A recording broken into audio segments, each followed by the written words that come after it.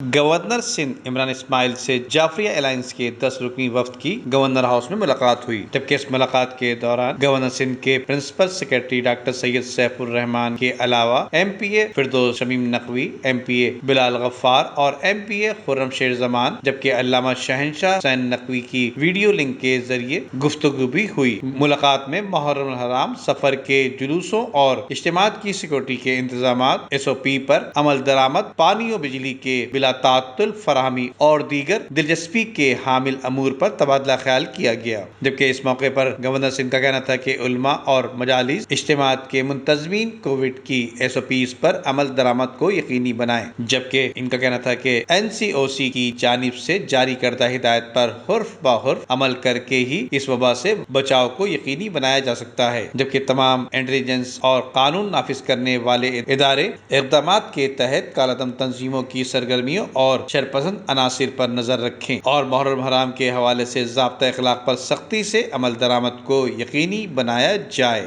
Nadeem Siddiqui, metro 7 Pakistan.